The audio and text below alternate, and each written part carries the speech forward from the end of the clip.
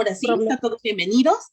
Muchas gracias, muchas gracias. Sean todos bienvenidos a este módulo número 2, donde de todos los módulos, este es el que para mí representa mucha importancia. ¿Por qué? Porque hoy yo les voy a estar hablando acerca de lo que son algunos instrumentos, cómo los vamos a aplicar, cómo vamos a empezar a reconocer a una víctima, aspectos generales ya de nuestra propia práctica, de nuestra propia intervención, ya en el aspecto clínico con una víctima de delito sexual. Como ustedes lo vieron la sesión anterior, una víctima de delito sexual es un mapa muy heterogéneo, es decir, abarca delitos desde lo que tenemos en común en mente, un abuso sexual, un tocamiento, a froteurismo, mobbing, tocaciones, masturbaciones, vista, violaciones, incestos, prostitución, es decir, el campo es súper extenso. Entonces, decía yo con anterioridad que como es tan extenso, es realmente complicado poder hacer un abordaje particular, pero sí más o menos irnos centrando en un mapa global, en un abordaje global, y ya cada uno de nosotros lo va adaptando de acuerdo al caso, ¿sí? Porque no todos los casos, como sabemos, con cada paciente, se hace un abordaje único. Mande, Fati. La anterior clase mencionaba que había que denunciar y todo eso, pero es complicado porque primero le meten miedo a la víctima, ¿no?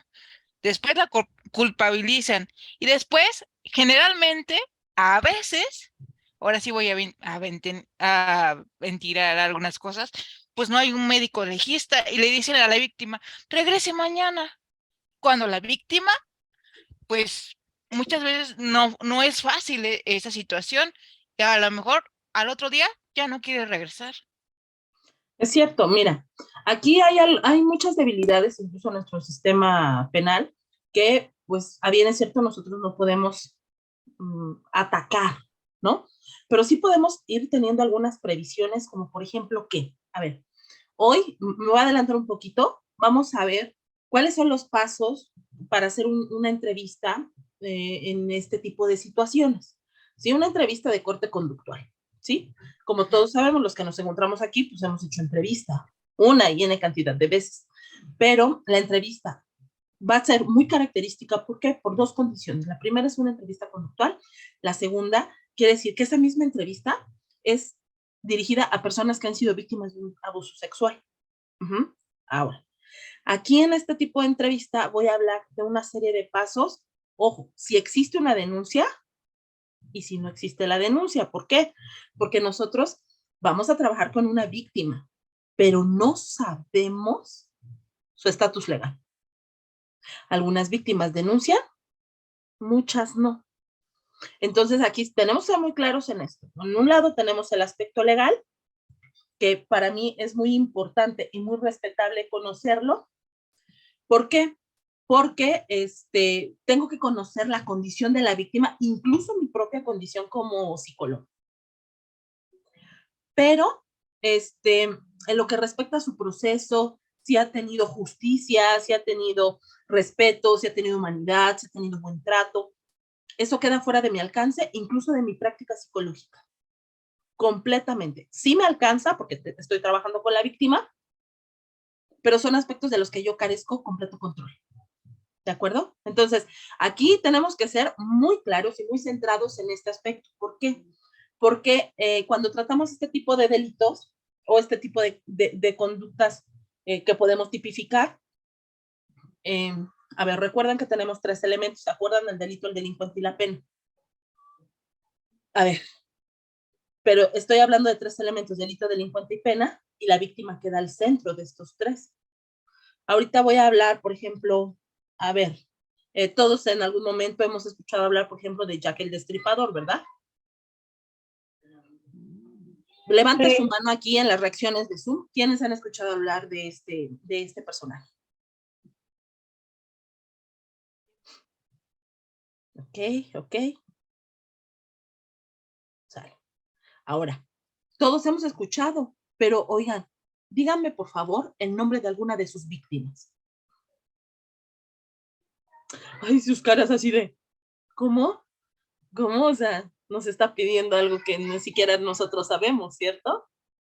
Ok, adelante, Fati.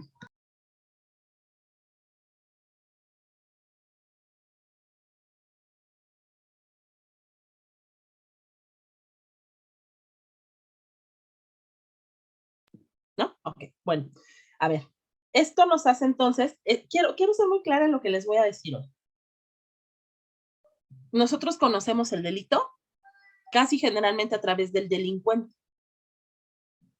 Y la víctima vuelve a ser víctima, ¿se dan cuenta? ¿Quién recuerda a la víctima? Híjole, entonces, uy, es complicado este tema, es muy delicado. ¿Por qué quiero hacer hincapié en esto? Porque yo, Marta Celín, soy psicóloga, pero yo, Marta Celín, también soy humana.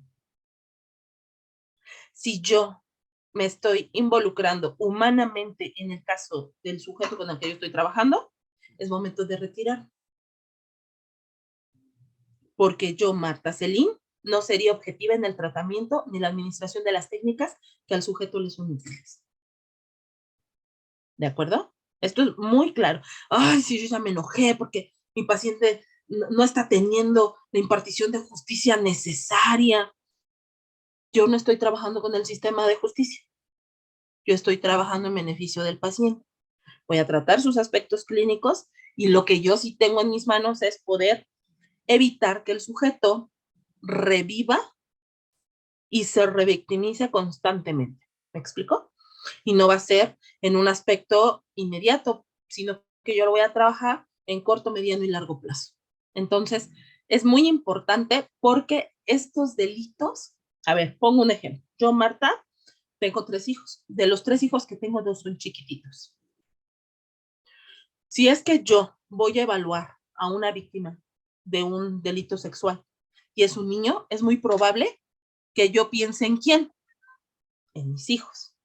En mis hijos por la cercanía de edad, ¿sale? Entonces, ¿qué quiero decir con esto?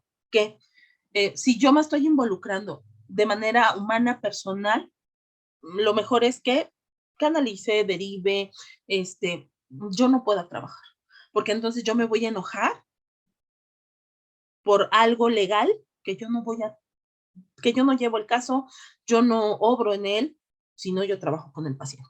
Es por eso muy importante, sí que conozca yo el estatus legal de mi sujeto, porque en el momento en el que yo sepa que voy a trabajar con una persona que ha sido víctima de un delito sexual y ya puso su denuncia y llega conmigo, yo ya de antemano sé que ella está inmersa, como les habló el abogado, en un nuevo sistema de impartición de justicia y que a mí, Marta Celín, en algún momento el tribunal me va a requerir como testigo. Pero ¿cómo como testigo? Yo no vi, yo no oí la comisión del delito, yo no pude, se llama testigos de vistas o de oídas, ¿no? Yo no estuve ahí, no, pero a través del conocimiento del caso que tengo de manera directa o indirecta, es decir, a través de la víctima, del elemento que me da la víctima, yo tengo la calidad de ir y rendir mi testimonio ante el estrado. Es mi obligación, yo voy a ser requerida en algún momento. Es por eso que es muy importante, a diferencia de otro tipo de situaciones que podemos trabajar, sí tener en cuenta que los casos de abuso sexual a mí me colocan en una situación muy particular, o puedo ser testigo o no, ¿sí? A ver, incluso algunos de nosotros hemos tenido o hemos recibido a personas que, no sé, han sido víctimas de un delito sexual, ya son adultos, nunca denunciaron.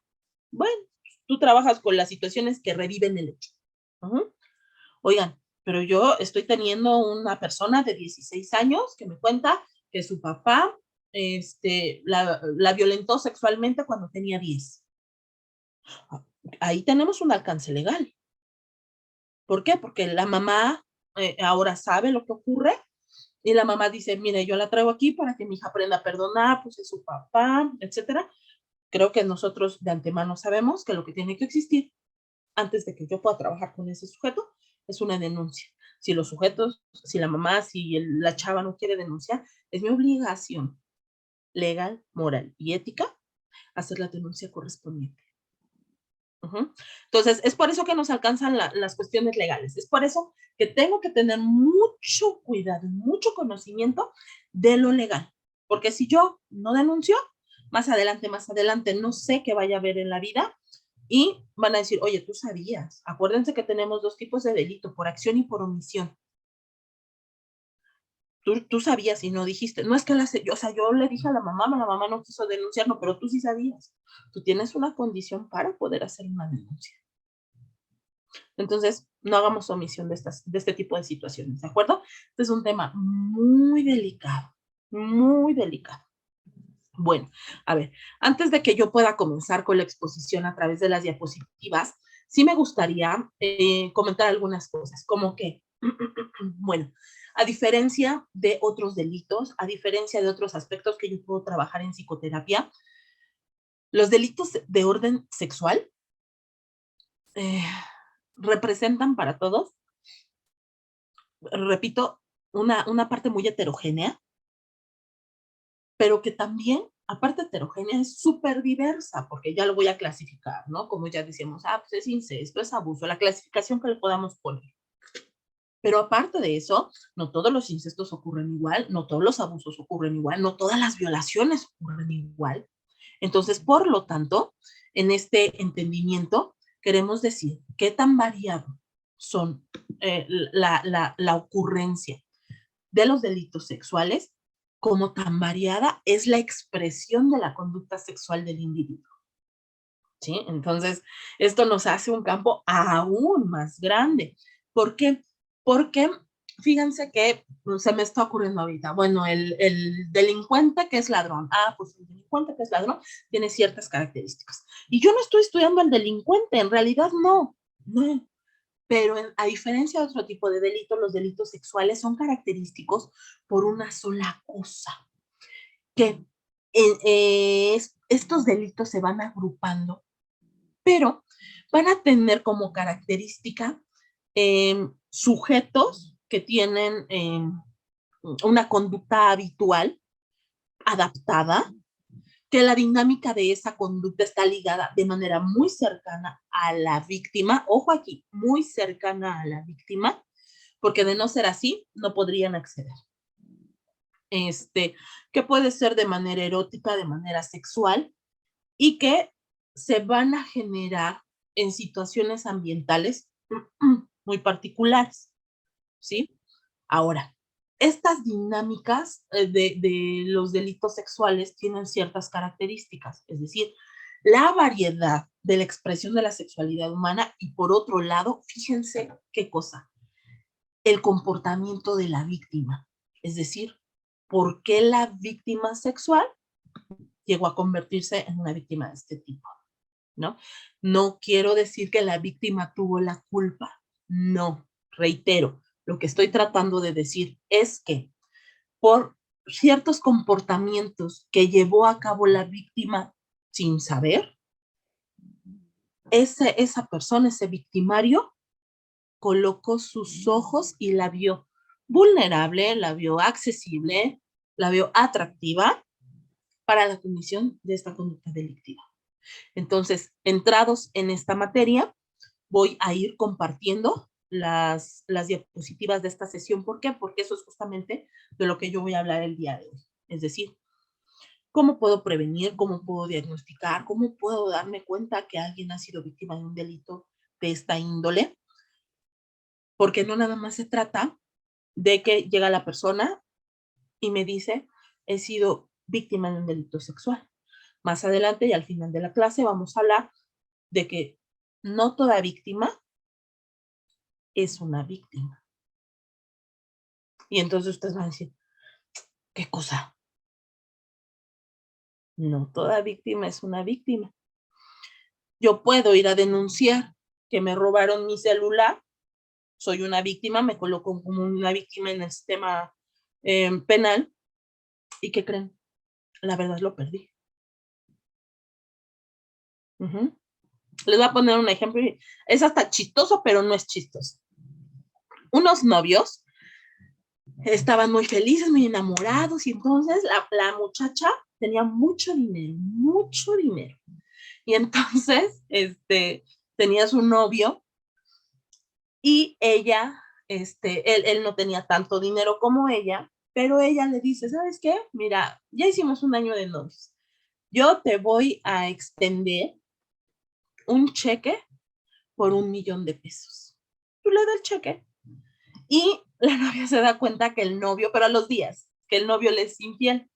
Entonces ella va, lo denuncia por extorsión y le dice, no, es que él me estaba apuntando con una navaja y me dijo que hiciera el cheque por $1,000,000. Y entonces, pues, aprenden al sujeto por extorsión. La extorsión, pues, es un delito grave. Y la estrategia del abogado era, no, es que no es $1,000,000. Lo que quería poner es $1,000,000. No, es que sabes que ya te perdoné, mi amor. O sea, sí te perdono. Y no, la verdad es que no, abogado, yo no nos quería $1,000,000. Pregunta, ¿esa víctima, esa muchacha, era víctima? No, no, pero se colocó como una víctima, ¿me explico? Es ahí donde tengo que tener un ojo y decir, no toda víctima es una víctima. Y no quiere decir, eres víctima, no te creo, no. De verdad tenemos que poder reconocer quién sí es una víctima. Más adelante lo voy a abordar. A ver, voy a compartir mi pantalla.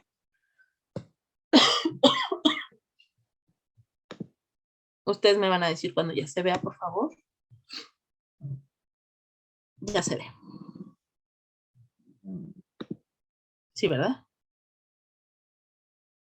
Ya, ahí se ve. Perfecto.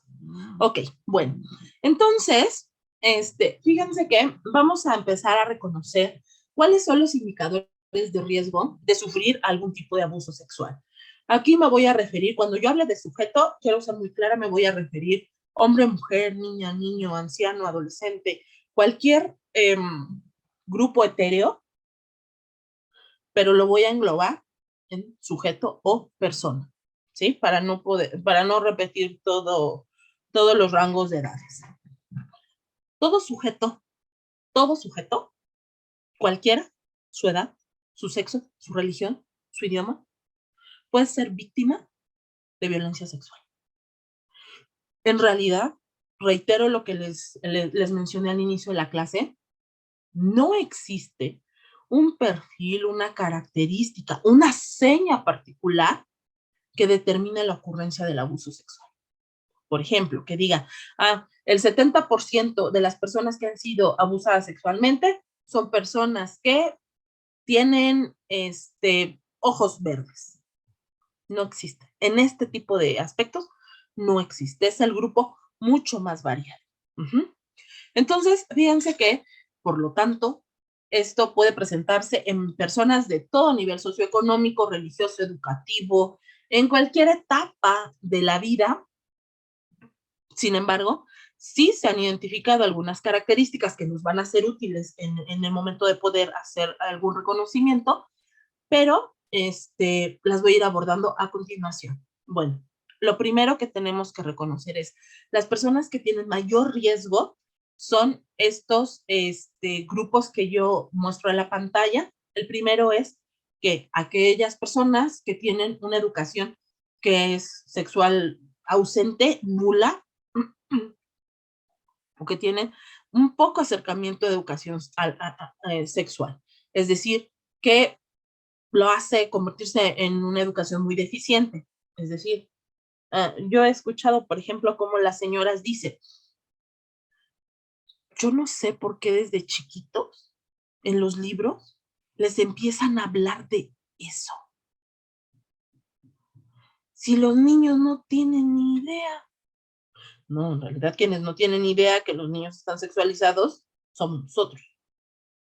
El niño tiene acercamiento hacia su propio cuerpo y claro que puede hablar de eso. Es que ni siquiera somos capaces de decirle por el nombre. Decimos de eso. Entonces se me figura así como algo temible, tenebroso. Su cuerpo es su propia expresión. Así es que, por lo tanto, hablar de la expresión de su cuerpo, creo que es favorable. Hablarles a los niños desde temprana edad, desde las partes de su cuerpo, que conozcan el nombre de las partes de su cuerpo, cuál es la función, cuáles son las partes públicas, por ejemplo, cuando saludo a alguien, pues le doy la mano, pero cuáles son las partes privadas, cuáles son las partes que nadie puede tocar más que yo. Entonces, con esta información adecuada, de acuerdo a su grado de madurez y desarrollo, vamos a acercarnos sobre todo a la información que tiene que ver con sus genitales, ¿sí? O a las partes eróticas de su cuerpo, ya que con frecuencia, fíjense, la persona que se va a acercar a ellos utiliza otro tipo de denominaciones relacionadas, la galletita, la palomita, el pajarito, y son denominaciones que en realidad resultan incluso al oído atractivas para el niño o la niña o el adulto, ¿no? Les llaman con nombres de objetos, con nombres de animales, con nombres de vamos a jugar, y entonces confunden a la víctima con tal de perpetrar la agresión. Incluso, por ejemplo, ya digo esto, a lo mejor en los nombres de animales, los nombres de cosas, van más relacionados a una agresión en un niño. Sin embargo, hay personas que dicen, no, yo te invito a una fiesta en mi casa, oye, te invito a ver Netflix, ¿no? Y entonces está más relacionado incluso ya a poder indagar que quiero tener un acercamiento sexual. Bueno, aquí quiero hacer una pausa muy importante porque les voy a contar algo que me pasó hace mucho tiempo. Yo trabajaba en un preescolar. Entonces, estaba yo calificando así tareas, ya terminó mi día. Y al otro día, yo ya tenía un llamado hacia primera hora cuando llegué a la dirección. Entonces, yo veo a los papás de una niña, que era mi alumna, sosteniendo una queja mía. Entonces, yo dije, bueno, a ver de qué trata este asunto, ¿no? Como todos los que hemos tenido que enfrentar una queja. A ver, ¿qué onda? Buenos días, ¿qué pasa aquí? Y entonces lo que yo estaba escuchando me parecía así como, no entiendo nada. La mamá de la niña sostiene lo siguiente. Dice, sí, le dice a la directora, dígale a la maestra lo que está pasando. Entonces dice, a ver, es que en su clase de ayer, cuando usted estaba calificando la tarea de tal cosa, mi hija se paró a calificar y su compañero de nombre tal le agarró la vagina. Entonces yo así mi cara dije, a ver, estaba yo la verdad procesando, iba yo llegando, la verdad no sé si les pasa que el ratón anda medio lento, que es a ver, apenas se ve encarrilando mi ratón, ya después ya empezó a correr y dije, a ver, no, le dije, ¿cómo? Y me vuelve a repetir todo y le dije, imposible.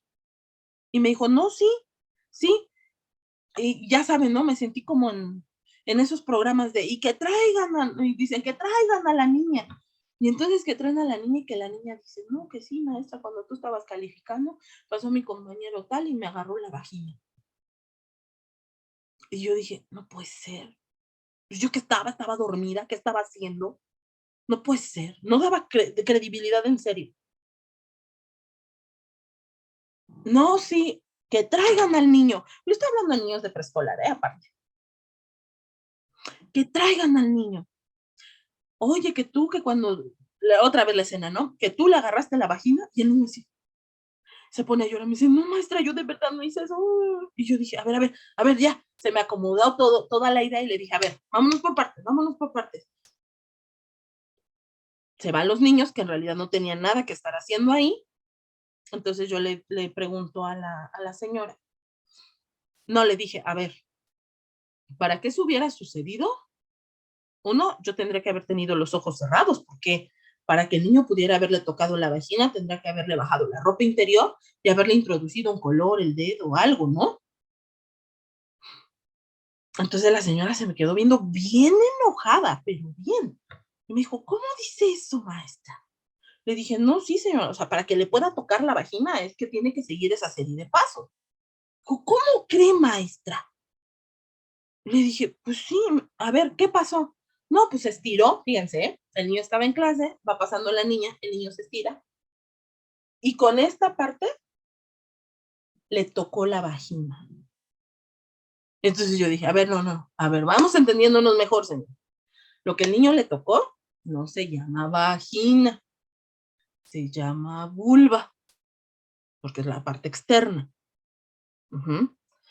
Y fue un accidente. Entonces, quiero que vean que un aspecto que parece mínimo puede ser muy grande, ¿eh? Muy grande. Entonces yo le dije a la señora, incluso en ese momento, así pues estábamos en una escuela, fuimos a traer un libro de anatomía y le expliqué a la señora y se fue más enojada conmigo, bien enojada.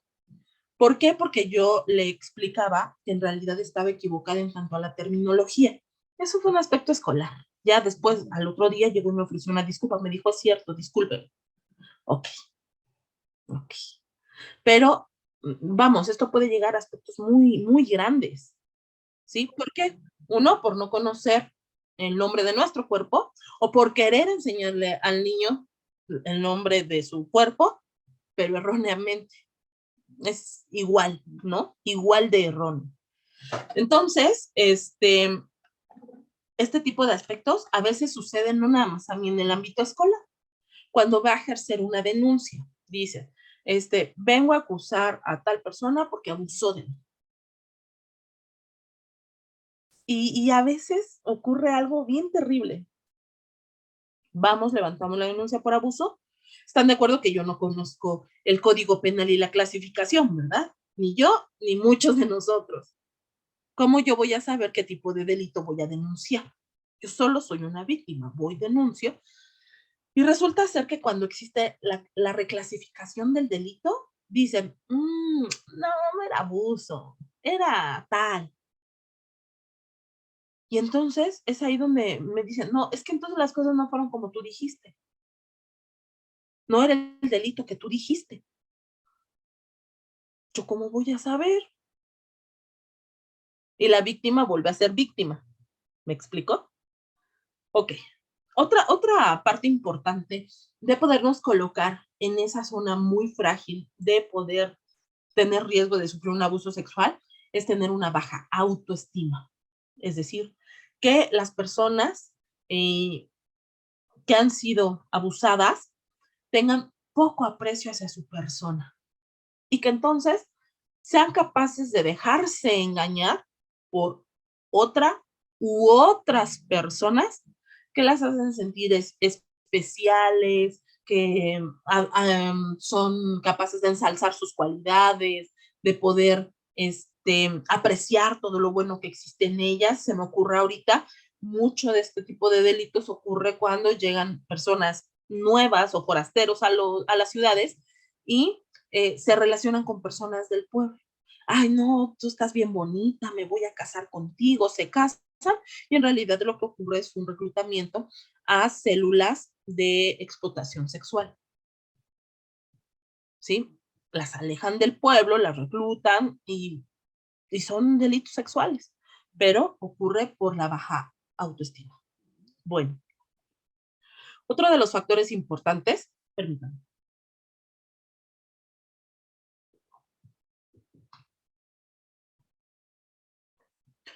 es que los sujetos tienen una necesidad de afecto porque hay una ausencia o una falta de atención de los padres, en el caso de que sean personas, pues, que sean menores de edad. Los menores de edad, no han alcanzado a formar lazos muy fuertes con sus progenitores. ¿Por qué? Pues porque pasan mucho tiempo solos, ¿sí?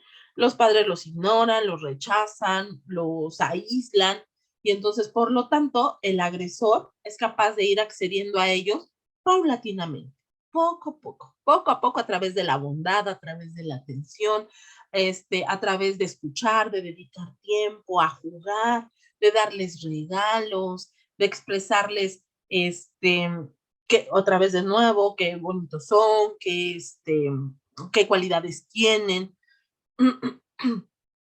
Y entonces, en este rubro, existe menos posibilidad de que el sujeto, al sentirse especial, que alguien lo está teniendo, existe la menor posibilidad de poder contar lo sucedido a otras personas.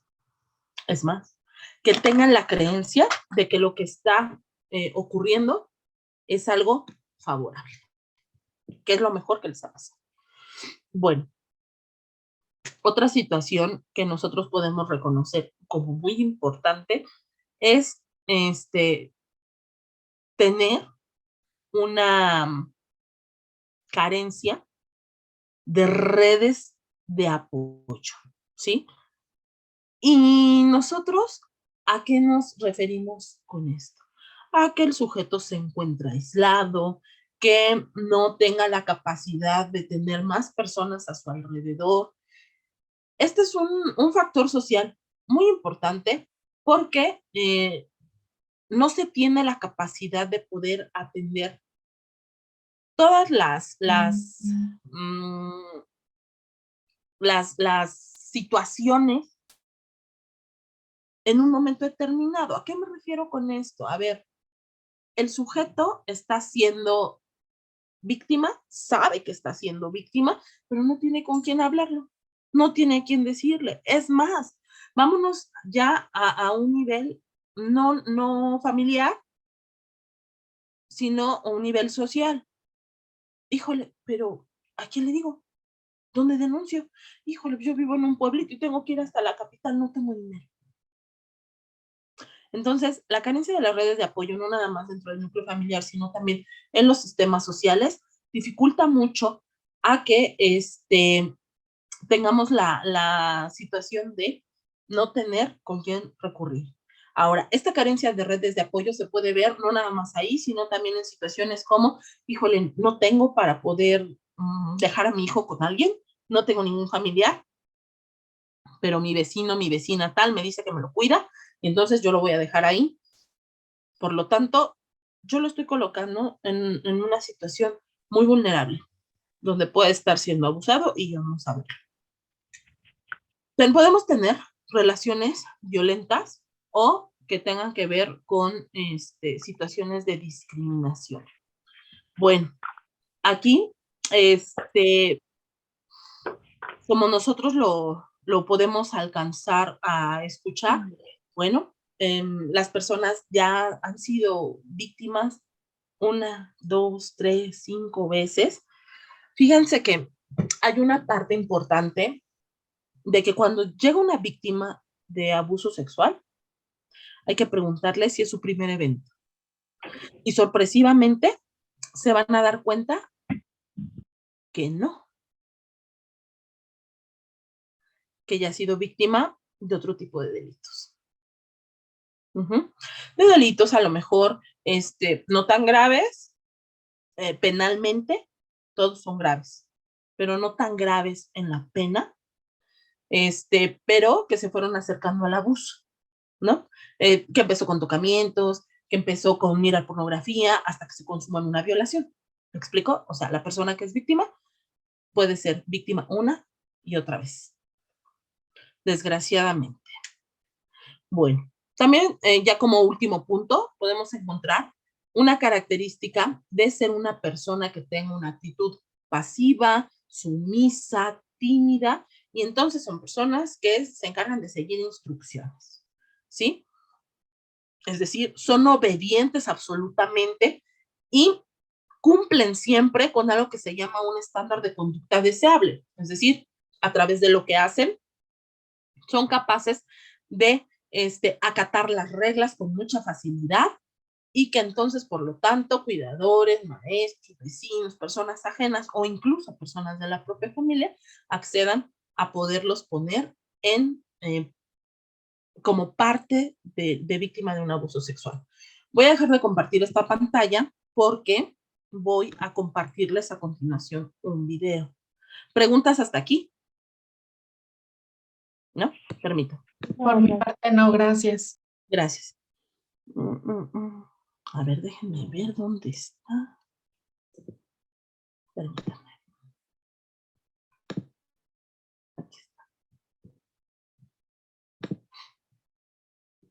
¿De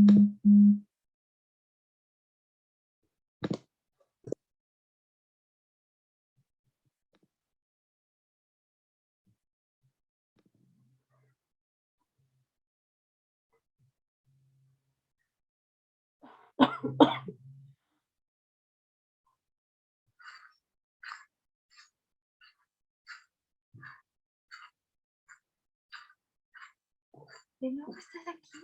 ¿Por qué? ¿Qué haces aquí? ¿De nuevo estás aquí? Nadie te creyó. Recuerda, nadie te ha destruido por tanto. Y ahora qué harás. Ahora qué harás. Cállate, no digas nada.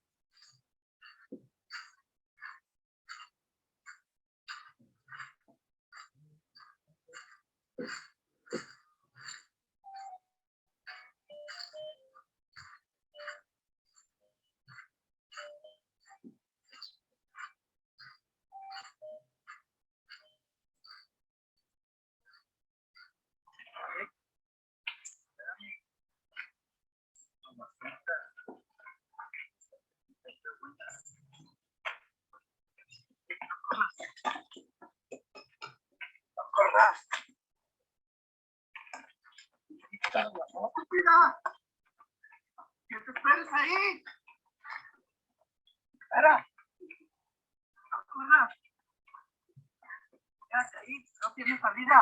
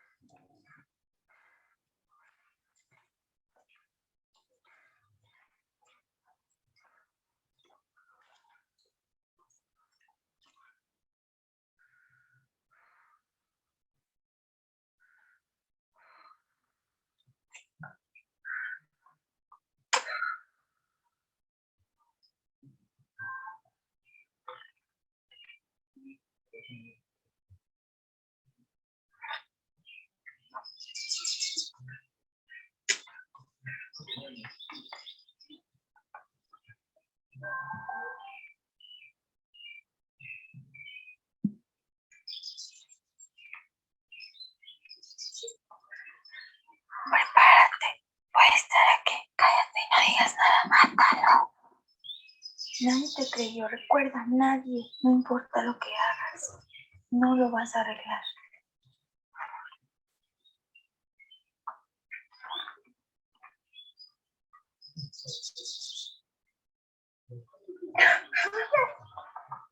Espérame.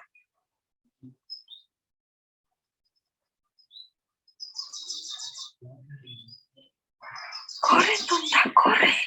Ella no era culpable, no.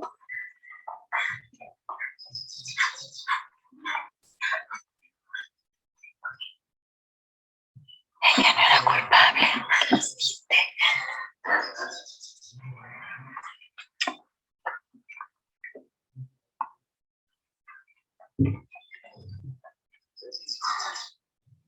No seas cobarde. Hazlo de una vez y deja de lastimar. No lastimarás a nadie más. Termina con esta chava.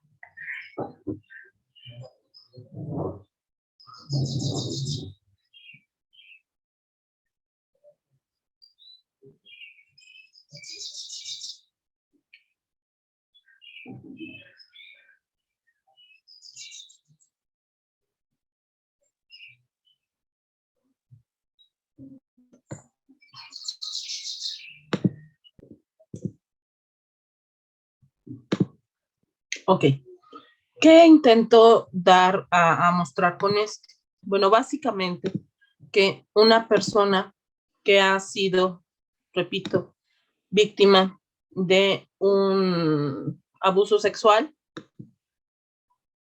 tiene una reexperimentación del hecho, constante, constante. Entonces, eso es lo que lo atrae con nosotros, ¿de acuerdo? Bueno, una de las características que lo hace un ser vulnerable es algo que se conoce como relaciones desiguales de poder. Ustedes alcanzan a ver, yo lo coloco aquí en la imagen.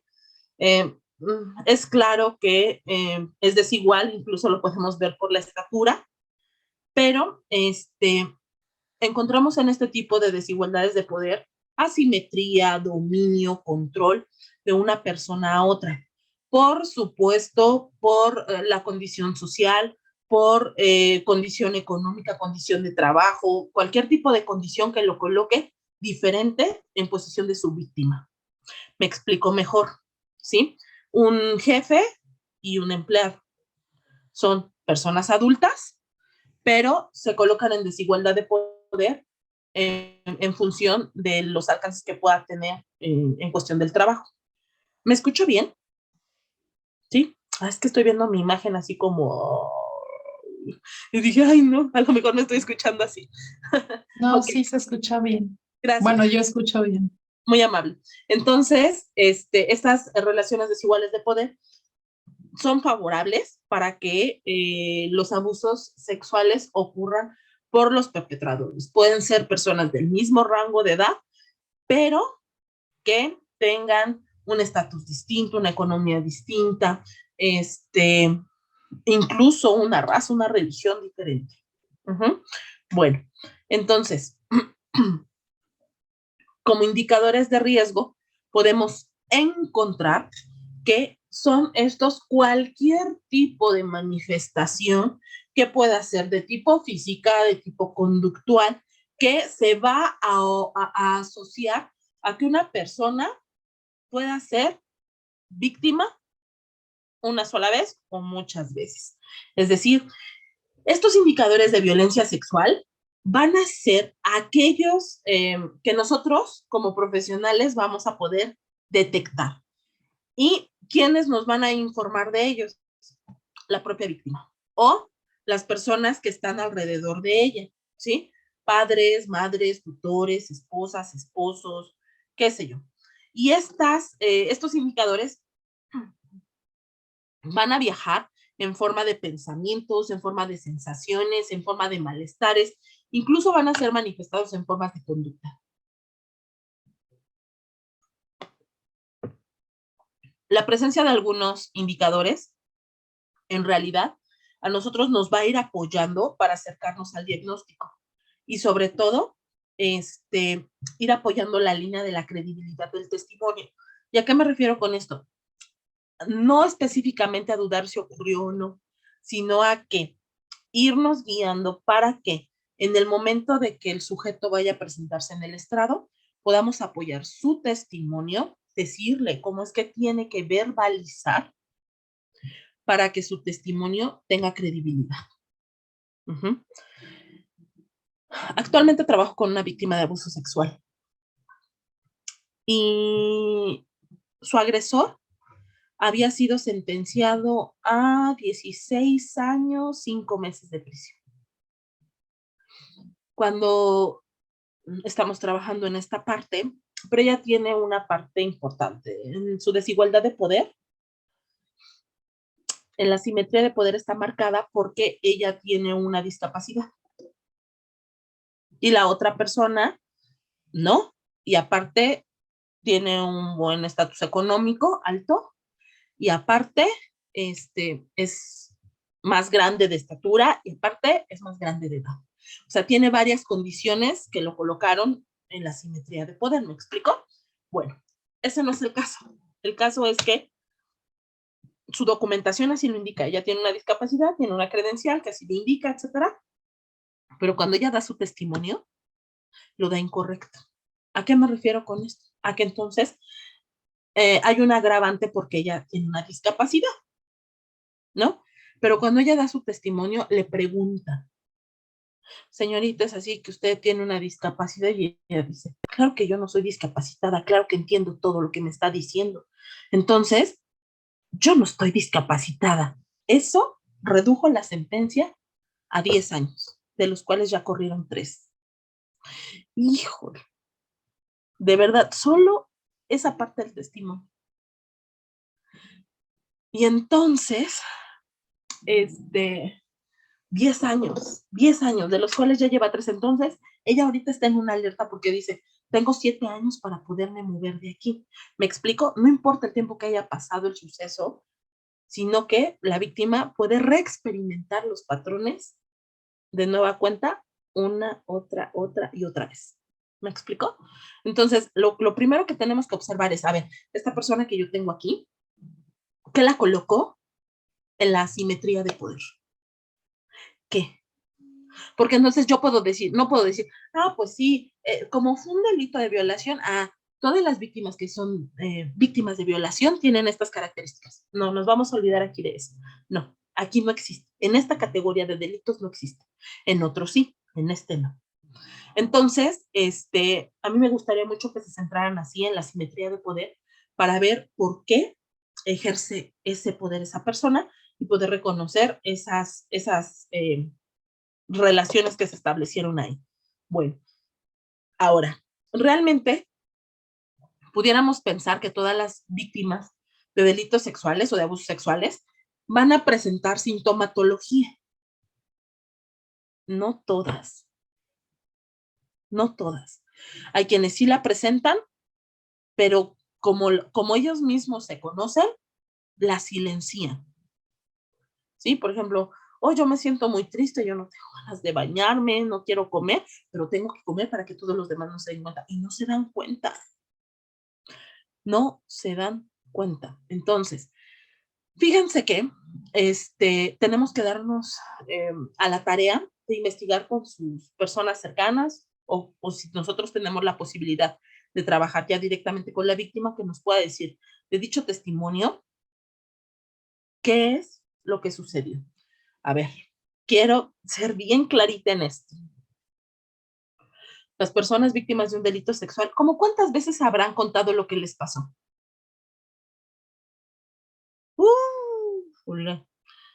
Dice Milaray, ¿qué crees que sí? Muchas. Y entonces imagínense que viene con Marta. Y Marta le dice la primera sesión una vez, ¿qué pasó? Porque evidentemente queremos saber, ¿cierto? Nos dice, ¿qué pasó? Para llevar nuestra historia clínica, todo, ¿sale?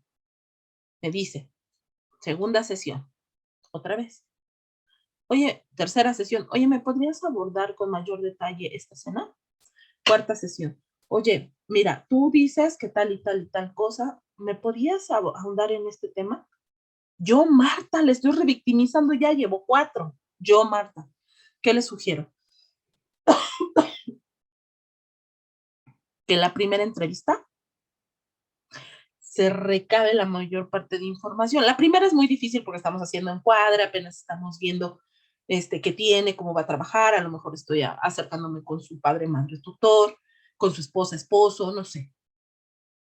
Pero sí que cuando yo vaya a dedicar el tiempo de la entrevista, recoja de una sola vez toda la información que voy a recabar para no hacerle reexperimentar a la persona otra vez el suceso por el que está trabajando con nosotros. Porque entonces se le llama reexperimentación del trauma. Entonces quiero hacerles una pregunta. Sería paradójico, ¿no? Sería contradictorio. Quiere venir a trabajar conmigo para poder tener un mejor manejo del trauma y yo le estoy recordando los síntomas desagradables 3, 4, 5, 6 veces de las 20, 25 sesiones que va a trabajar conmigo. No puede ser, es demasiado. Entonces, a mí sí me gustaría hacer hincapié en eso. Por favor, recoja la mayor cantidad de la información, signos, síntomas, conductas, diagnósticos, lo mayormente que se pueda. Si se pueden ayudar, por ejemplo, de un familiar que les haga llegar los documentos, incluso los documentos legales, eso es muy importante porque hay que cobrarlos en el expediente. Es decir, nosotros tenemos que reunir la mayor cantidad de elementos objetivos motivos para poder llegar a concretar nuestra hipótesis de si el sujeto ha sufrido un tipo de violencia sexual o no. ¿Sale?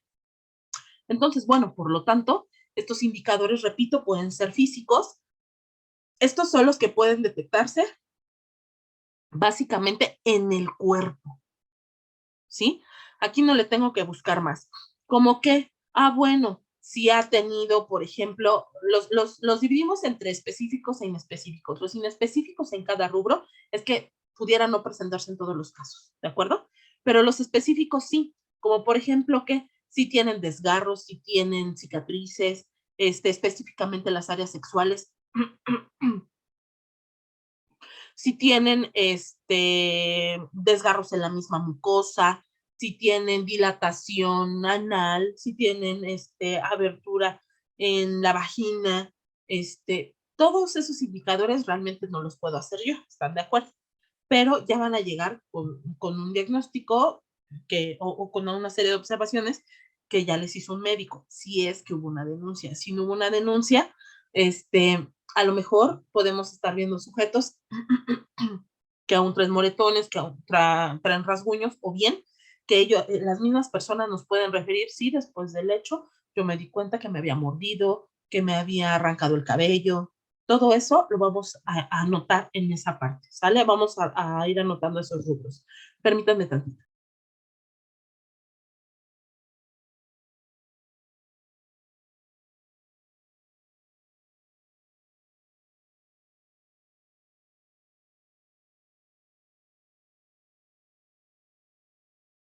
Gracias. Tenemos algunos, por ejemplo, también indicadores físicos que pudieran ser inespecíficos. ¿Por qué? Porque no todas las personas los pueden presentar, tales como un embarazo, como amputaciones, como secuelas que ha dejado el abuso sexual, ¿de acuerdo? Bueno, ya en los indicadores conductuales vamos a incorporar ahí qué cambios ha tenido el sujeto de pronto, de manera súbita. Y entonces vamos a encontrar, por ejemplo, que de pronto se están autolesionando, están teniendo cutting en diversas partes del cuerpo, están teniendo conductas sexualmente inapropiadas, como por ejemplo que de pronto en una fiesta familiar el niño se está explorando de manera pública, saque los genitales, los muestre o haga conductas de simulación del acto sexual, siendo personas pequeñas, o una persona adulta que está teniendo una conducta sexual muy activa, diversificada, e incluso que no vaya en concordancia con lo que ha tenido como vivencia de su vida sexual. ¿Vamos? También si es que encontramos, por ejemplo, sujetos que de pronto se vuelven agresivos, que usan de la fuerza física, o personas que están sexualizados de manera precoz, sí encontramos que se empiezan a acercar de maneras particulares, es decir, con caricias, seducciones, no sé, básicamente la seducción, ¿no? Sí es que se reconocen como personas promiscuas o que están llevando a cabo acciones como la prostitución, o bien personas que están ejerciendo la explotación sexual de una persona, no necesariamente en masa, pero por ejemplo, a ver,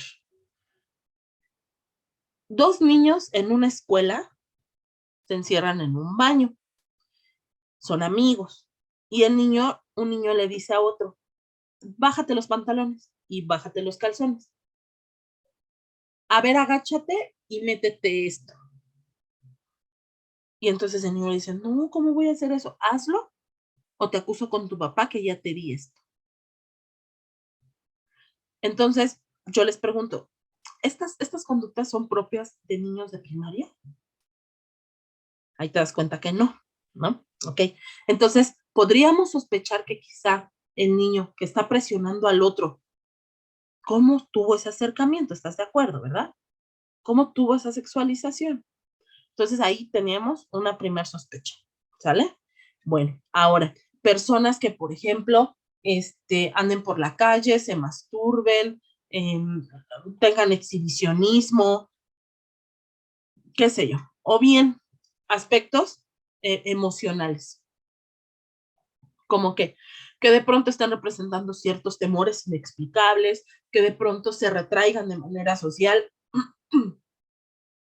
que cambie su ritmo del sueño, que a su vez tengan alteraciones en el apetito, que tengan regresiones como empezarse a chupar el dedo, que podamos encontrar su ropa sucia, su ropa interior sucia, que tengamos, repito, trastornos del sueño como pesadillas, trasnochaciones, terrores nocturnos, que también podamos encontrar en los sujetos resistencia a que lo toquen, resistencia a que quiera bañarse por temor a desnudarse, no evitar situaciones de contacto físico como abrazos, situaciones de contacto con el otro sexo por miedo o terror a sentirse abusados, miedo o resistencia a entrar a ciertos lugares o saludar a ciertas personas.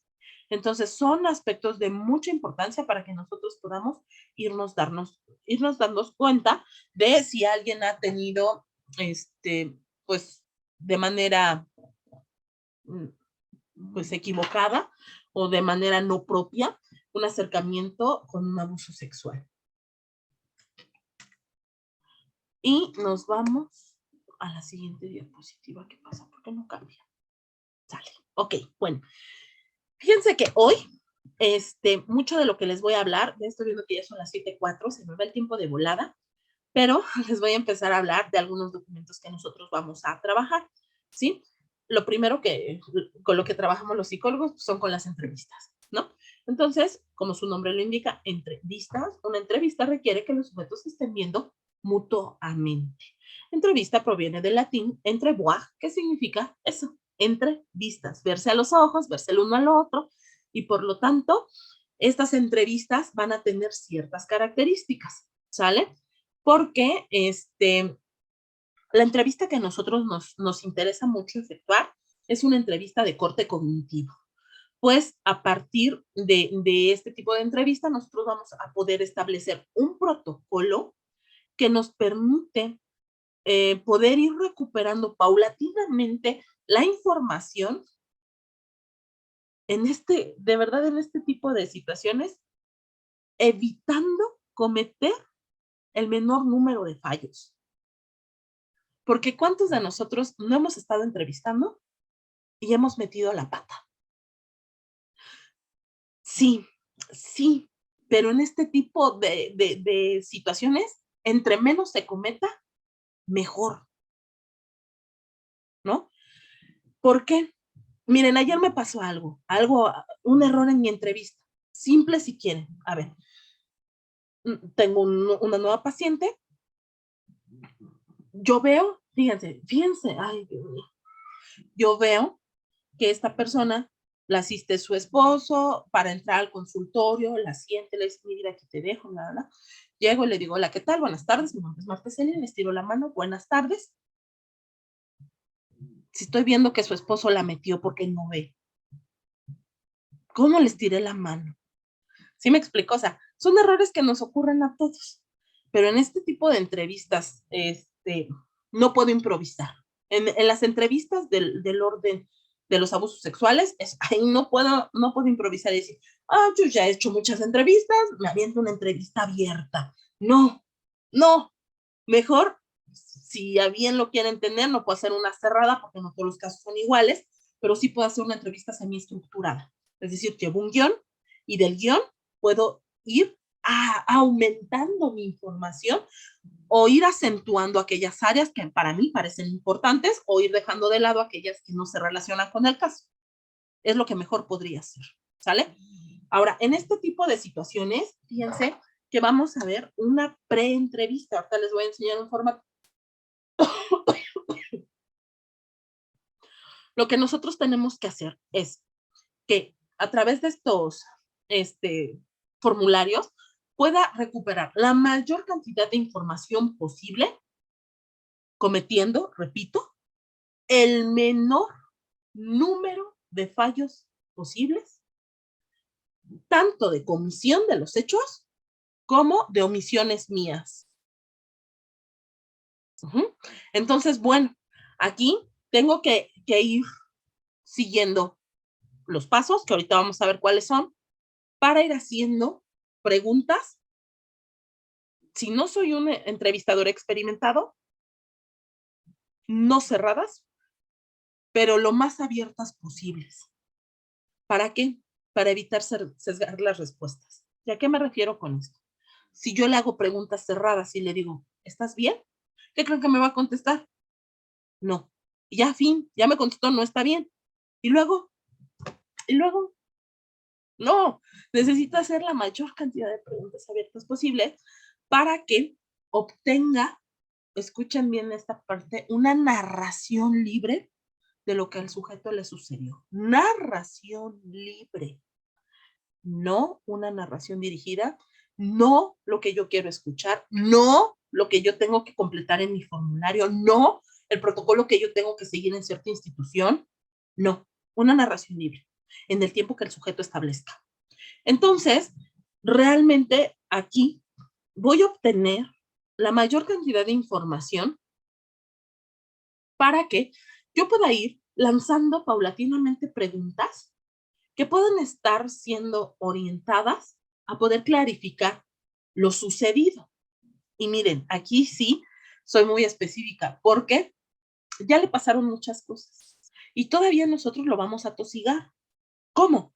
A ver, hágame esta prueba y esta prueba y esta prueba y una más, como en las ferias, ¿no? Y échale otra y otro más y uno más. Híjole.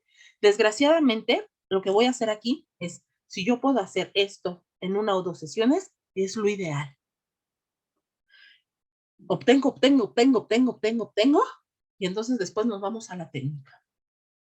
¿Es importante lo que pasó? Claro, por supuesto que es importante, pero lo voy a obtener de manera objetiva.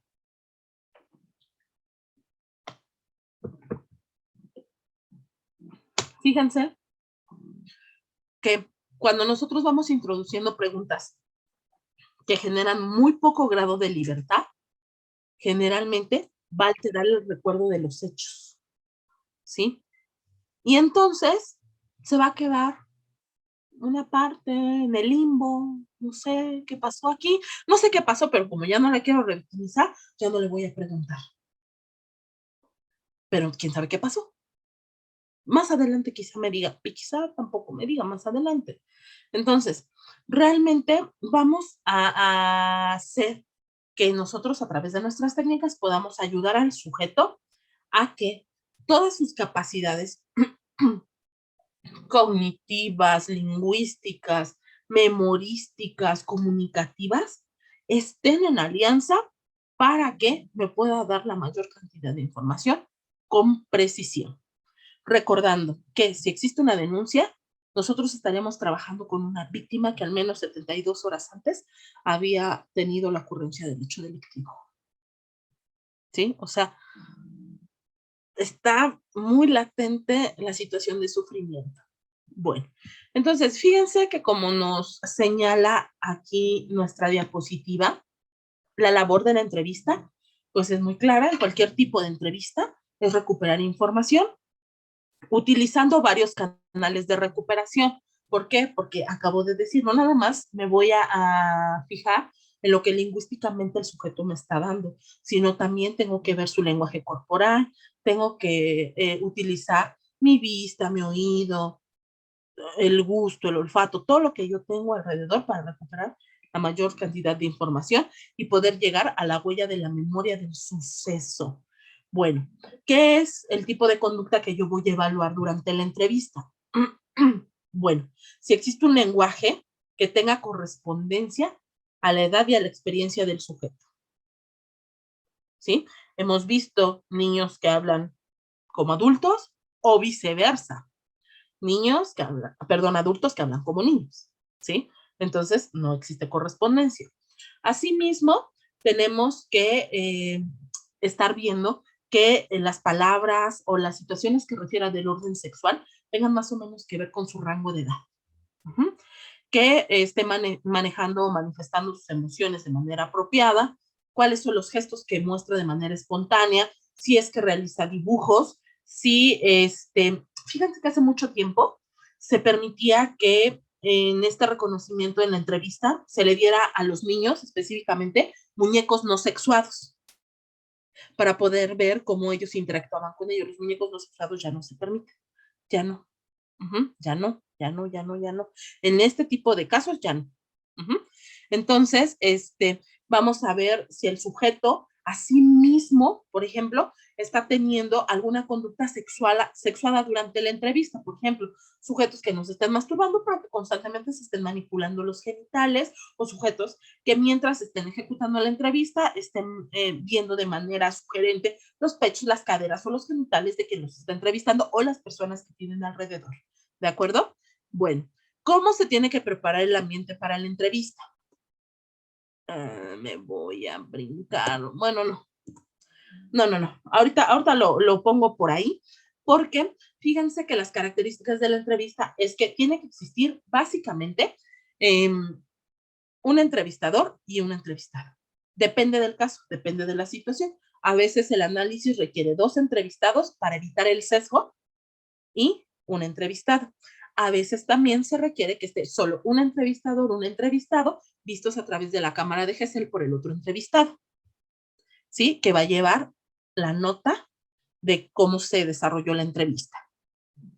El tipo de preguntas que se van a ejecutar son preguntas directas, preguntas abiertas, preguntas sugestivas, y no debe de existir durante la entrevista presión, chantaje, coerción o manipulación de ningún tipo.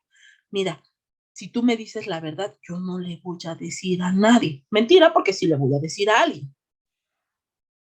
¿Sí? ¿A quién? Si estamos en un proceso legal, yo voy a ventilar esa situación. Sí podemos hacerlo sentir en un ambiente confortable, sí podemos mostrarnos sin conmiseración, es decir, de un aspecto natural. Vamos a acercarnos al sujeto de una forma natural, de una forma que pueda establecerse confianza entre entrevistador y entrevistado. Y repito, que no tenga la presencia de presiones constantes para emitir la declaratoria. Bueno, ahora, ¿cómo es que vamos a llevar a cabo este tipo de entrevista? ¿Sale? A ver, en el contexto de la mente de algunos de nosotros estamos en el consultorio. En otros estamos en una procuraduría.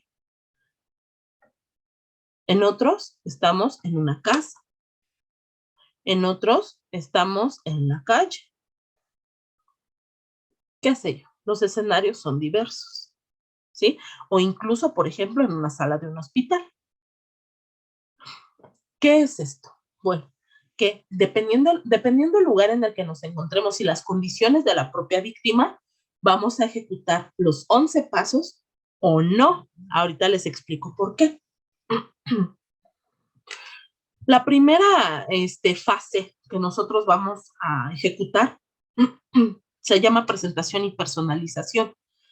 ¿Qué es? Bueno, que voy a tener el primer contacto que voy a tener con el sujeto, con la víctima, y por lo tanto le voy a ir haciendo las preguntas de sus datos personales, de sus datos más importantes, ¿sí?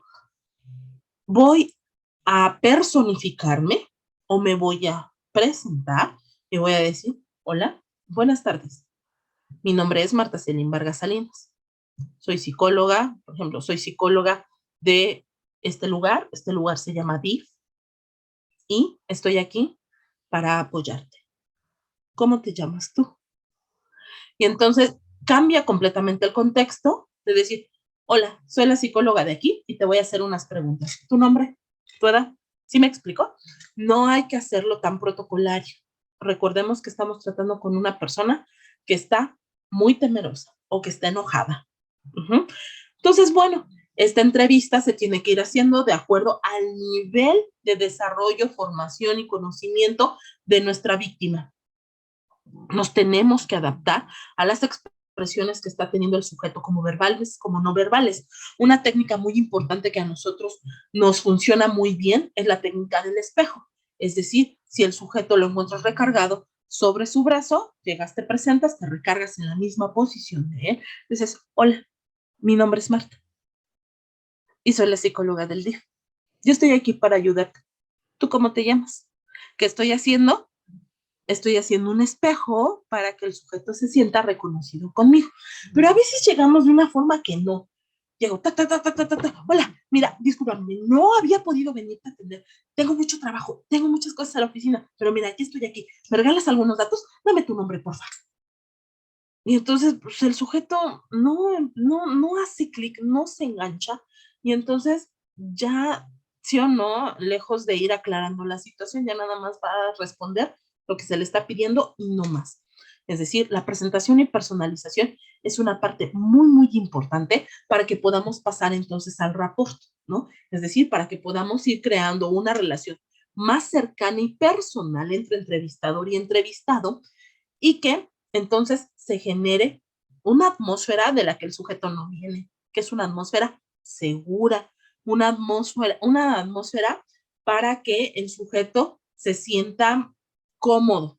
Si yo puedo aislarlo de ruido, sentarlo, ofrecerle un té, café, agua, háganlo. El sujeto viene de una situación muy estresante. Entonces, algunas limitaciones que nosotros tenemos en algún lugar es el espacio, ¿no?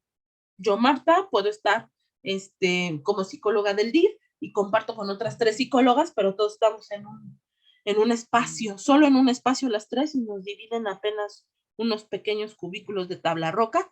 Entonces, no tengo ni lápices, no le puedo ofrecer un té, ¿no? Pero sí puedo, a través de mi persona, hacerlo sentir cómodo, ¿sí? Apropiado, en confianza conmigo, que se vaya aclimatando y sobre todo hay que minimizar al mínimo los aspectos. Sí voy a llevar un protocolo, pero el sujeto no tiene que darse cuenta que lo estoy diciendo meramente rígido. ¿Te duele? Sí. ¿Dónde? A ver, ok, sí, sí. Dime, ¿era de noche o de día? De noche. Ok, ¿por dónde? Entonces, pues, parece interrogatorio policíaco, ¿no? Eso es lo que nosotros debemos de evitar. Es decir, esto nos va a permitir sentar las bases del rapport, que sería nuestra segunda fase. El rapport, como todos nosotros lo conocemos, pues es el rompimiento del hielo, ¿sí? Es decir, básicamente, pues es un acercamiento mucho más personal entre entrevistador y entrevistado, y los niveles de ansiedad, mi objetivo aquí es reducirlos y que en este sentido el entrevistador debe de promover un ambiente en el que el sujeto se sienta seguro para que pueda recordar y llegar a lo que se conoce como una narración libre, continua e ininterrumpida. Cuando el sujeto empiece a hablar, no le digo, no, espérate, ¿me dijiste blanco? No, por favor, no. A ver, pregunta para aquí, compañeros. Oigan, en este tipo de entrevista, desde la presentación y la personalización, ¿podré fiarme de lo que nosotros podemos, de alguna forma, no hacer sentir que el sujeto se sienta muy presionado? ¿Creen que nosotros podamos hacerlo sentir seguro? ¿Creen que a forma de evitar este tipo de interrupciones? ¿Cómo me dijiste? A ver, espérame, blanco, ¿o cómo me dijiste? Es que no te entendí bien. ¿Creen que para evitar este tipo de situaciones sería correcto o prudente solicitarle que me permita hacer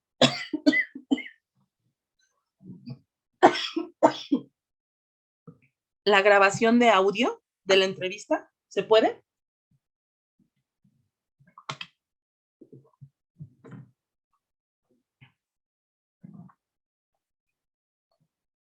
Adelante, Yamile. Hola, buenas noches. Hola. Bueno, yo nunca he tratado con este tipo de casos. Yo he trabajado en hospitales, y en esas circunstancias, pues no nos permiten como grabar, ¿no? Y esas cosas. Pero a mí en la escuela me habían dicho tipo, ¿sabes qué? Si que el escribir, que el estar escribiendo no da como mucha seguridad, ¿no? Y siento que en estos casos, pues más, que uno estar escribiendo como que vas a poner nervioso al sujeto. Entonces yo creo que se le podría preguntar, ¿no? Tal vez no decirle, ¿sabes qué? Cámara y video y todo lo demás, pero ¿sabes qué? Pues un audio, preguntarle y tener esta opción abierta. A mí me habían dicho que eso sí se podía hacer, que se podía hacer como un consentimiento informado del hecho. Obviamente en estos casos, pues yo creo que está un poquito más difícil, pero pues yo creo que sí se podría, o sea, preguntando, o no sé.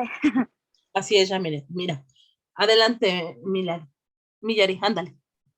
Gracias. Ándale. Sí, yo igual que mi compañera Yamiret había escuchado eso, ¿no? Que en ocasiones se les podía solicitar el permiso para hacer la grabación cuando fuera un caso que lo requiriera por la cantidad de información que podría surgir y ya después, pues evidentemente el psicoterapeuta, el psicólogo hacía las anotaciones correspondientes con más calma. La verdad es que mi respuesta es que no lo sé a la pregunta porque usted, maestra, acaba de decir que ellos están muy nerviosos, están temerosos, están con todas las sensaciones, emociones y sentimientos. mm, Como que me queda la duda de si a lo mejor al yo pedir si me autoriza a grabar, que sería muy bueno, o sea, creo que sería muy útil si yo pudiera hacerlo por la cantidad de información para no interrumpir, no perderme de nada, tomar mis propias anotaciones, pero si se me va algo, tener el respaldo de la grabación. Pero no sé qué tan cómodo se podría sentir el sujeto de sentir que está siendo grabado, sobre todo si hay temas ya legales, denuncias y demás, que todo eso es nuevo, a lo mejor quizá para el sujeto y que pueda acortar el relato, que la narrativa no sea tan espontánea o tan precisa porque tiene ese temor, esa inquietud de que está siendo grabado. No lo sé. Ahora sí que voy a aprender hoy algo nuevo, porque sí entré en conflicto por el caso del sujeto específicamente. Así es. Bueno, a ver, cuando yo estoy haciendo la presentación y personalización, acuérdense que estoy creando apenas la atmósfera, ¿sí? Yo le voy a decir, ahí voy a dar paso al rapport, la atmósfera, etcétera, y le puedo decir, mira, la situación por la que tú estás aquí, sabes que es difícil y es delicada. Yo te quiero apoyar en lo más que yo conozco de mi ciencia. Sin embargo, quiero solicitarte una autorización, si así me permites, de poder grabar un audio con lo que me estás diciendo. Una vez que hemos terminado la entrevista, lo transcribo y elimino el audio. Pero miren, a las palabras se las lleva el viento. Así es que, si yo tengo conocimiento que voy a trabajar con una víctima de este tipo de delitos, yo ya debo de llevar un formato, un consentimiento informado, donde el sujeto de puño y letra me asienta que me da chance de hacer la grabación y que una vez que yo me comprometo, fíjense bien, que yo me voy a comprometer que una vez transcrita, lo borro. Se acabó. Yo no lo puedo conservar. No, no, porque uno, yo no me encuentro en una calidad de poder ofrecer esa grabación en un juicio. Ahora, hay algunas personas que hacen algo 100% incorrecto. No te digo entro contigo a la entrevista y entro ya con mi teléfono en modo de grabadora. No, por favor, no victimicemos a la víctima en otro delito. Ya no, ¿no? Entonces, si se me permite, lo hago. Si me dice expresamente no, no. ¿Sale? Ahorita les voy a decir cómo pudiéramos respaldar esa narrativa. ¿Sale? Adelante, Millaray.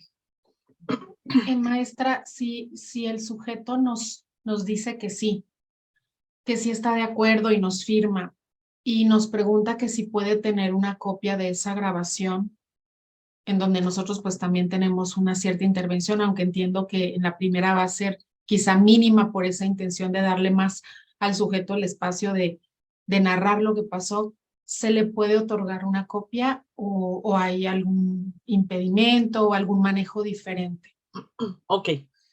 Siendo este el caso que nosotros solamente vamos a redactar y eliminar esta grabación, no tenemos que facilitarle al sujeto una copia y eso mismo tiene que decir en el documento. ¿Qué te puedo facilitar? Una copia de la transcripción efectivamente de lo que me dijiste, porque es lo que yo en efecto voy a tener. Sí, eso sí le puedo dar una copia. Sí, una copia de lo que yo transcribí, de lo que él me grabó, no porque yo lo voy a quitarlo o a borrar. Adelante, ya mire. Disculpe que le interrumpa. No, Tengo otra pregunta. Yo estuve haciendo mis prácticas en un DIF, en un instituto para las mujeres violentadas. Nunca me tocó un caso de violación, pero ni de abuso sexual, pero sí de violencia física y así. Y me tocó pues hacer como el acompañamiento a las víctimas. Me pude observar que en varias ocasiones a las víctimas se les hacía como que pusieran en un papel como la transcripción de todo lo que les había pasado así con lujo de detalle. Entonces, yo no, o sea, yo lo vi como cierta clase de agresión. Yo sé que se necesita, ¿no? Para tener como la evidencia y en todos los rubros que se manejan, ¿no? En las procuradurías. Pero, por ejemplo, esta parte de estarlo escribiendo 1 y 2 y 3 y así, porque fueron varias veces, nos sale como contraproducente, o sea, estar ahí como que todo el tiempo como que, ¿sabes qué? Bueno, ahora te voy a pasar con el siguiente perito y la misma perito, ¿sabes qué? Ahora no nada más cuéntame lo que te pasó, sino también ahora necesito que me lo escribas aquí a tu puño y letra y me lo firmes. Entonces, esa es como mi duda, no es como volverlas a revictimizar como en repetidas ocasiones.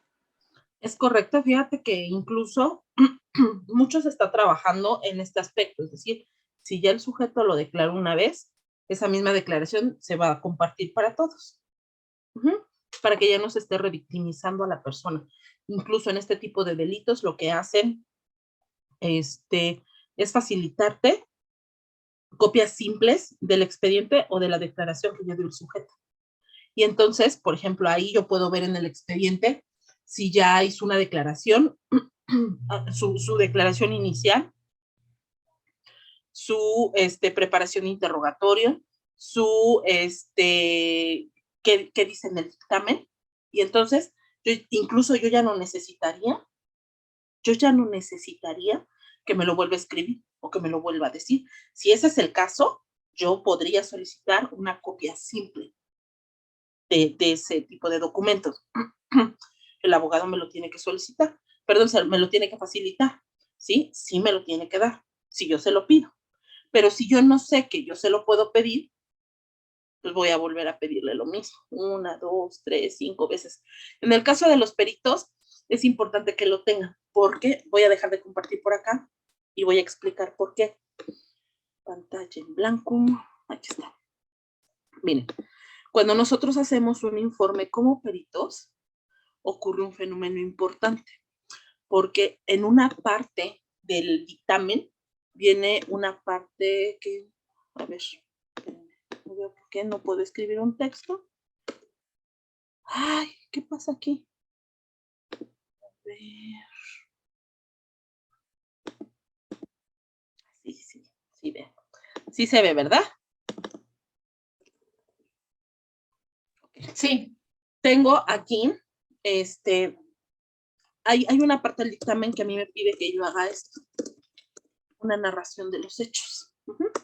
Y entonces lo único que yo voy a hacer es que yo no lo puedo narrar siendo una tercera persona, ¿de acuerdo? Entonces yo voy a anotar, voy a abrir unas comillas y voy a anotar el dicho de la persona. Lo que la persona dijo, ¿eh? Tal cual, tal cual. Puntos suspensivos porque el dicho sigue y voy a colocar esta leyenda que se llama sacado íntegro copiado. SIC. Es decir, yo lo saqué tal cual me lo dijo. Vamos a pensar que yo soy la víctima. Yo escribí esto. Y entonces, sacado íntegro copiado de lo que dijo Vargas Salinas. Y todavía voy a colocar una leyenda aquí que dice: se hacen correcciones de ortografía, puntuación para mejor lectura.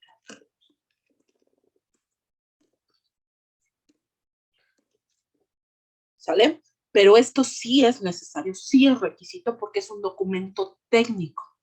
Aquí sí.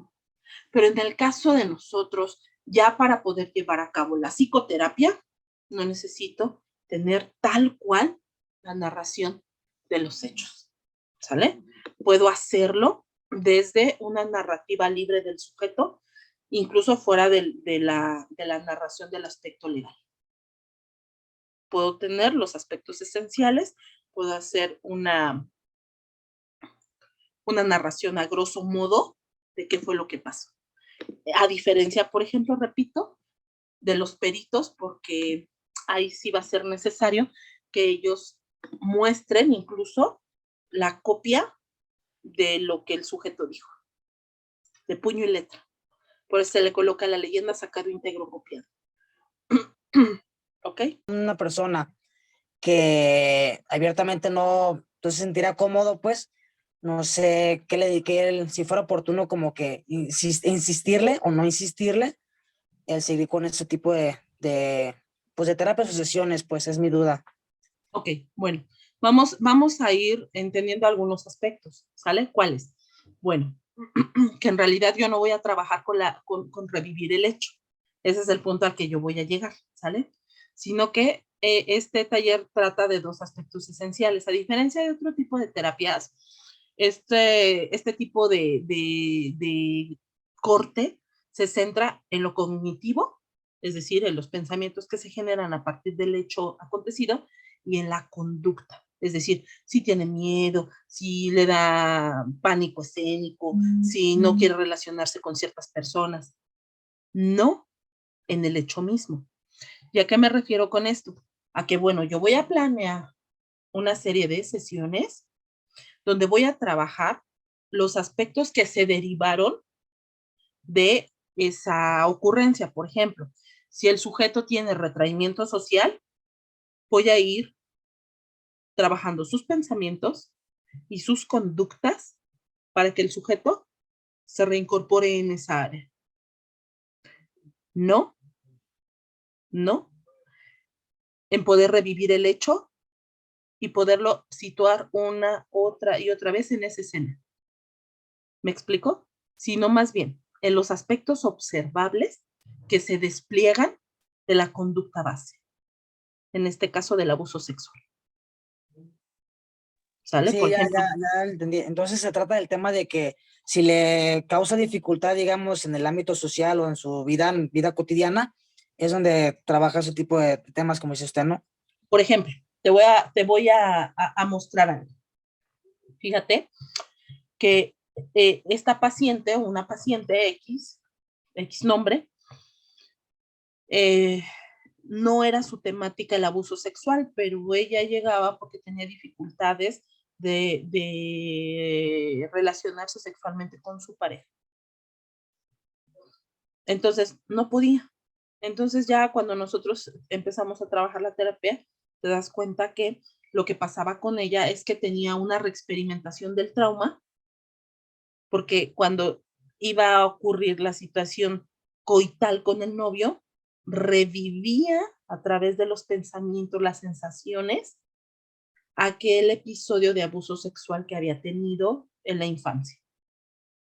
Es decir, la demanda del sujeto puede ser, oye, tengo problemas sexuales con mi novio, pero en realidad no es con lo que nosotros vamos a trabajar, es decir, es una de la manifestación de la conducta de aquel hecho. Es decir, vamos a trabajar reactivando al sujeto en aquellas situaciones que le generan ansiedad, estrés, tristeza, desprendido de ese hecho. Pero que yo lo pueda tratar ese hecho, no tengo ni los elementos jurídicos para poder hacerlo. Y no sé, se me ocurre ahora 20 sesiones, 25 sesiones, ya en el área psicológica, por ejemplo, me quedarían muy cortas para poderlo situar de nueva cuenta en ese día, en ese horario, reexperimentando la situación desde distintos aspectos para poderle dar ese tratamiento. Me quedaré muy corto. O sea, trabajo con los pensamientos y las conductas que se desprendieron a raíz de ese hecho. Es correcto. ¿Sale? Ok. Ay, ya se me va a acabar el tiempo. Bueno. Vamos a pasar a los propósitos. Es decir, ahí yo le voy a explicar al sujeto por qué está conmigo. ¿Qué vamos a lograr? Vamos a esclarecer el hecho, vamos a ayudar a la impartición de justicia, le voy a enseñar una serie de técnicas, depende de lo que yo vaya a hacer, ¿me explico? Porque mi papel puede ser variado. Entonces, ahí yo le voy a hablar de mi objetivo en función del papel que yo tengo ahí con esas personas. Entonces, le voy a hacer una serie de preguntas y que eso es lo que vamos a ver la sesión siguiente, ¿sale? ¿Cómo vamos a hacer las preguntas? Pero vamos a decirle qué es lo que esperamos que suceda para que también el sujeto vaya sabiendo qué es lo que se espera de él mismo. Entonces, yo no voy a hacer ningún tipo de suposición y hay que recordar que básicamente nosotros no estuvimos ahí. Que quien me pueda dar toda la claridad de lo acontecido es el sujeto, ¿vale? Ahora, vamos a hacer una reconstrucción del contexto. Bueno, es decir, dónde estaba, con quién estaba, cómo era el lugar donde se encontraba. Y aquí sí les voy a pedir mucha alerta en los 5 sentidos. Pregúntenle, detállame todo lo que viste alrededor con precisión, forma, tamaño, distancia. ¿Qué fue lo que escuchaste? ¿A quién? ¿Qué fue lo que oliste? ¿Qué fue lo que degustaste? ¿Qué fue lo que sentiste? Es decir, nos vamos a situar en los 5 sentidos. Porque acuérdense que tenemos el hecho en una memoria sensitiva próxima. Fíjense que esto nos ayuda bastante. Bastante. Que el sujeto mismo lo relate, que te lo vaya diciendo, que se viva otra vez en el mismo lugar. ¿Por qué? Yo lo llevo a cabo desde hace mucho tiempo y fíjense que un paciente que tuve fue señalado por homicidio, pero fue libre a las 72 horas de acontecido el hecho. Yo lo veo al segundo día de su libertad. Empezamos a trabajar y fue lo primero que hicimos, la reconstrucción del contexto, etcétera, etcétera. Termina la terapia conmigo y al cabo como de 6 meses, después de que terminó la terapia, fue reaprendido y fue juzgado otra vez por el mismo delito. Ahora él está preso en un penal. ¿Por qué? Bueno, en ese momento él había sido dado en libertad porque hubo una falla administrativa en la aprehensión, en los tiempos no cuadraban. Ajá. Fue puesto en libertad porque era un vicio al proceso. Se reformula la acusación y es aprendido nuevamente. Pero ¿eso qué tiene que ver aquí? Mucho, ¿por qué? Porque están de acuerdo que después de 1 año y medio de acontecido el suceso, ella no se acordaba perfectamente de todo lo que había sucedido, ¿verdad? Y a nosotros nos ha sucedido que decimos, ay, tú ya no me acuerdo cómo iba, pero más o menos así. Ah, bueno, así le pasó al sujeto. Entonces, ¿qué le ayudó mucho para su declaratoria en ese juicio? Incluso me busca su hermana y me dice, oye, mi hermano me pide que tiene una narrativa que él ejecutó contigo y que si, fíjense, que si me puedes facilitar, por favor, esa narrativa. Fíjate, fíjate, Miyara, no tenía como en la cabeza ese hecho. Claro, por supuesto. ¿Por qué si se la puedo dar? Porque es un material que el sujeto me dio. No es mío, le corresponde a él. Sí, claro, por supuesto que sí. Y entonces el sujeto empezó a recordar, le estimuló la memoria, la huella del recuerdo. Y le facilitó mucho su declaratoria. No con eso quiero decir que logró la libertad, pero que sí logró relatar con mayor objetividad de los hechos sin tener que decir creo, y que entonces su discurso fuera descartado. Bueno, entonces aquí también cabe mucho describir lo que el sujeto estaba sintiendo. Oye, ¿qué sentías en ese momento? Oye, ¿cómo te sentías en ese momento? Dime qué pasó primero, dime qué pasó después. ¿Sí? Es una secuencia de hechos. ¿Se acuerdan como esos jueguitos en los que nos poníamos los ojos y íbamos pasando las escenas? Así tal cual. Dime, paso 1, paso 2, ¿quién estaba? ¿Cómo era? ¿Qué colores? ¿Qué cosas? Acuérdate de elementos, ¿qué olías? ¿Qué veías? ¿Qué sentías? ¿Sí? Para hacer más claro el recuerdo mental. Esto nos va a llevar a la siguiente etapa, que es el recuerdo libre. Es decir, básicamente, le vamos a invitar a que nos pueda hacer una narración libre, sin que yo le esté duro y dale, una narración libre de qué fue lo que pasó, pero la instrucción que yo le voy a dar es, por favor, no te olvides de ningún detalle. ¿Sale? Yo eso es lo único que le voy a decir. Entonces, yo le voy a decir cosas como, háblame más de esto, qué pasó. Yo voy a ir ayudándole un poco en su oratoria para ir apoyando su recuerdo de memoria, ¿sí? Nárrame todo lo que tú recuerdas. Es que no me acuerdo casi de nada. De lo poco que te acuerdas, nárramelo. Porque mire, a veces lo narra y no lo recuerda muy bien porque es un evento traumático. Evidentemente hay partes que olvida, pero ¿saben qué? Que después, incluso en el sueño, lo puede recordar. Eso es lo que tenemos que decirle. Si vuelve a surgir en el sueño, anótalo. Y entonces nosotros vamos a ir acrecentando el recuerdo. Por eso se le llama recuerdo libre, porque no necesariamente tiene que surgir en la primera sesión, puede surgir a lo largo del tratamiento. Las siguientes fases no son necesarias o no siempre son necesarias. Es la palabra correcta, no siempre son necesarias. Si hay una denuncia, sí. Si no hay una denuncia, no. Es decir, se va a preparar al sujeto para el interrogatorio.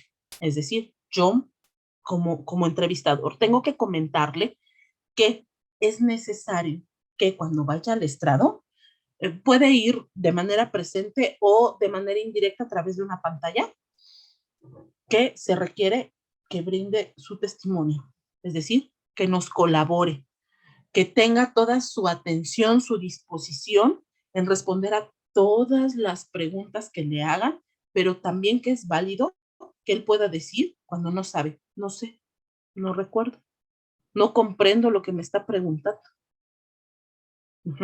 Que se sienta, lo que pasa es que a veces las defensas presionan mucho, ¿no? Pero dime con claridad qué es lo que sucedió. ¿Era verde o era rojo?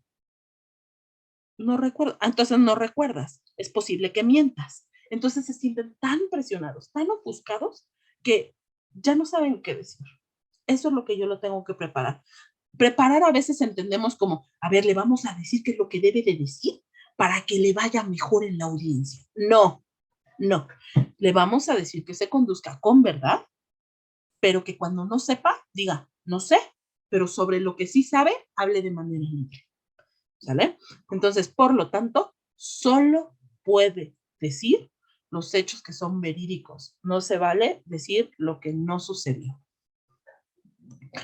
Y entonces, por lo tanto, se le prepara para el interrogatorio y en la siguiente fase, pues va el interrogatorio. ¿Qué es el interrogatorio? Bueno, es un proceso en el que va a presentarse en un juzgado. Y entonces, por lo tanto, va a hablar de lo que sucedió. Incluso puede hacer reconocimiento del sujeto. Básicamente se hacen preguntas específicas. Se evitan el tipo de preguntas sugestivas. Esto ya parte más del derecho. ¿Por qué? Porque hay incluso una parte para poder, yo no sé si ustedes hayan visto esta parte, incluso hasta de la tele que te dice, objeción, su señoría, esa pregunta no ha lugar. Pues así sucede de verdad. O sea, tienes que esperar. Antes de que conteste sí o no, espera. Escucha cómo se lleva a cabo la retórica de esa pregunta, porque a lo mejor tú ya dijiste sí, y entonces apenas el abogado va a decir, objeción, y tú ya respondiste. Eso es lo que tenemos que ayudarle al sujeto, que sepa esperar cuando le toque su turno de responder. Bueno, estas dos fases pueden ser o no ser, repito, depende si existe una denuncia. Vamos a seguir con algo que se llama cambio de perspectiva, ¿sale? Bueno, ¿a qué se refiere esto? Básicamente es recordar desde distintos aspectos. O sea, que me cuente qué fue lo que pasó desde el punto de vista del agresor.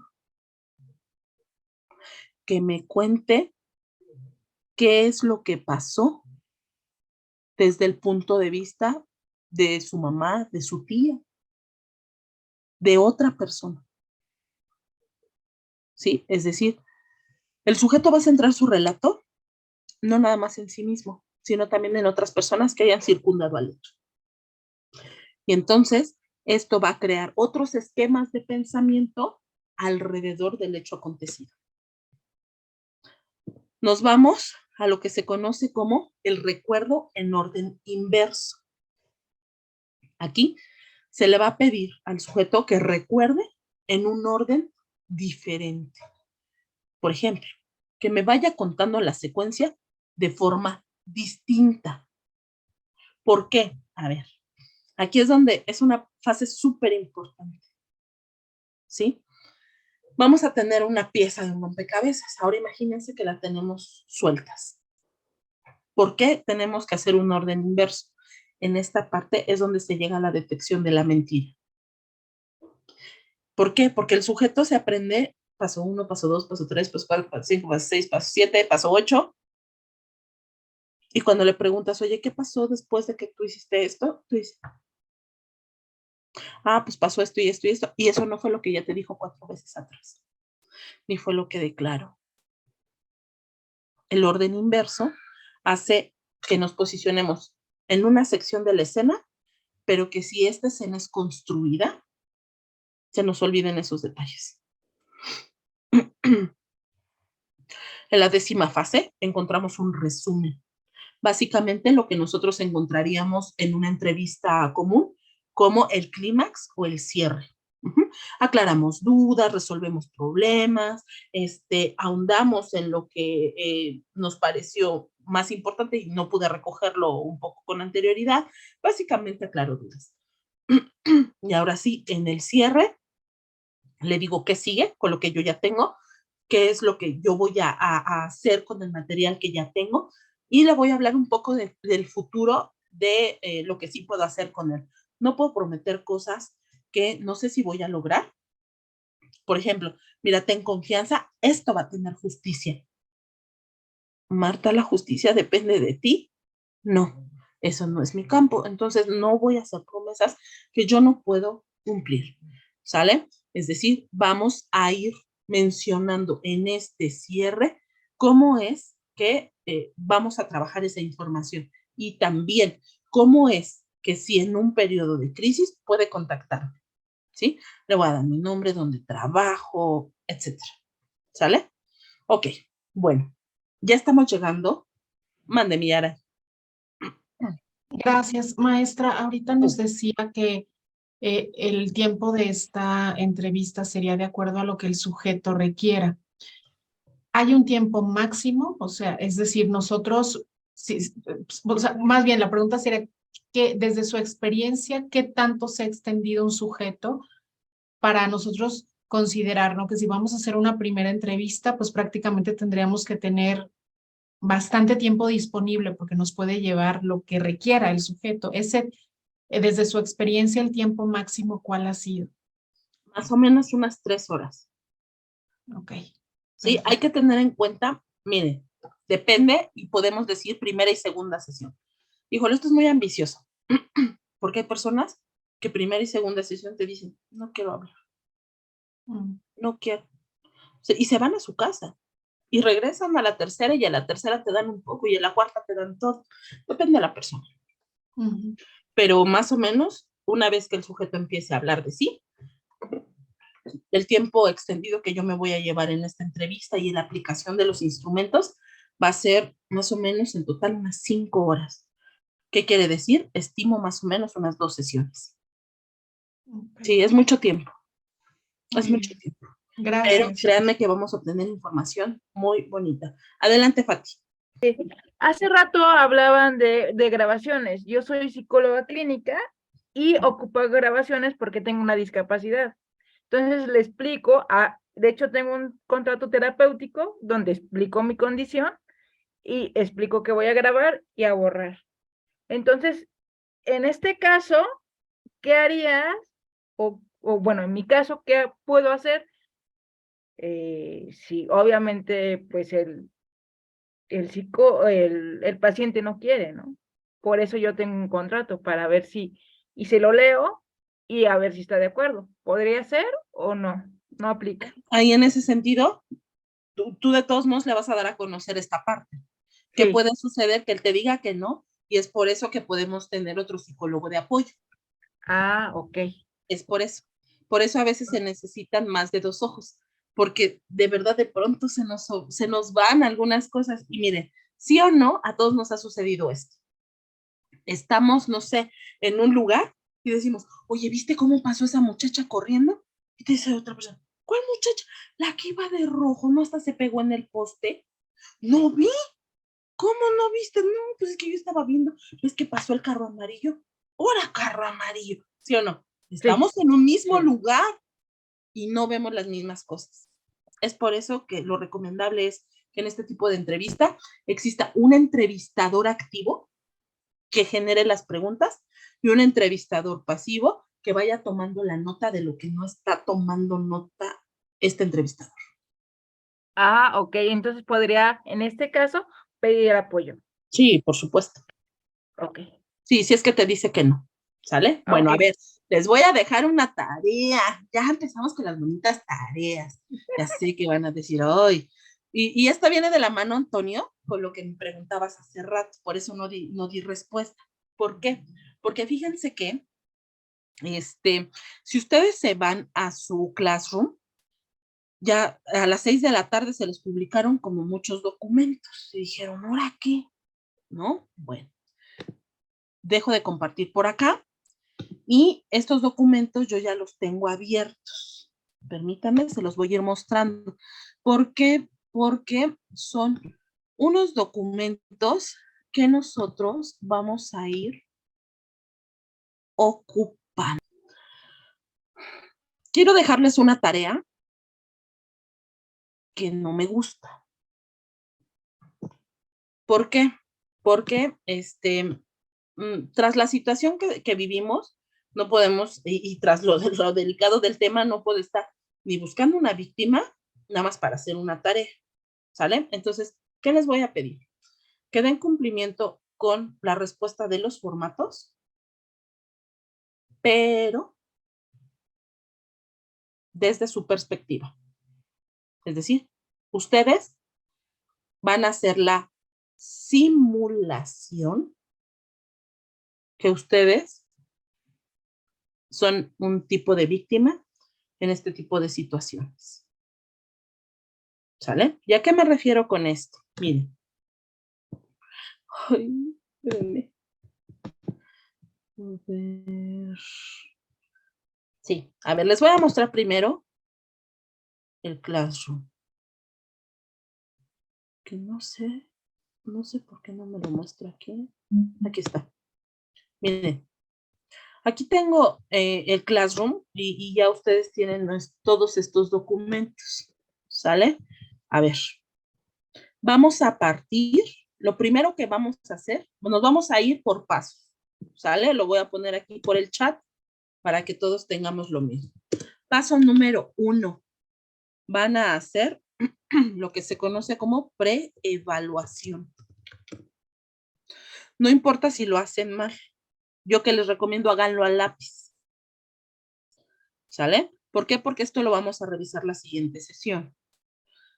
2. Entrevista. Y ahí les voy a pedir, se llama entrevista PCC. Después, vamos a aplicar, por favor, la escala de gravedad de síntomas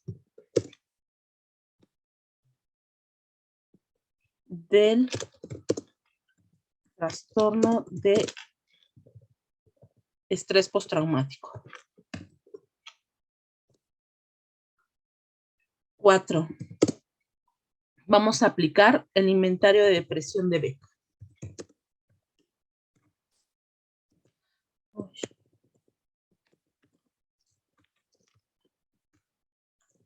5.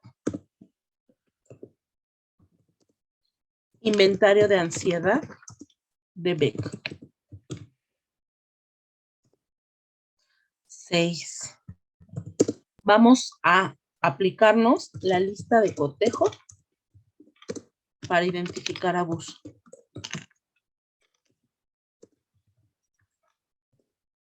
Y por último, nos vamos a aplicar el test del trauma de Davidson. La siguiente sesión nos vamos a ayudar en la calificación. ¿Y por qué solamente estos elementos? Bueno, básicamente necesitamos, la terapia cognitivo-conductual es objetiva. ¿Sí? ¿Por qué no? Si hizo un dibujo sexuado, ¿por qué no lo meto aquí? Porque sería una técnica proyectiva que no iría de la mano con lo cognitivo-conductual. ¿Sale? Entonces, nos vamos a aspectos muy objetivos que puedo contar, que puedo categorizar, para no poner los aspectos subjetivos en el diagnóstico. ¿Sale? Bueno. A ver, quiero que me digan si yo me paso para acá, si ustedes están viendo mi pantalla ahora.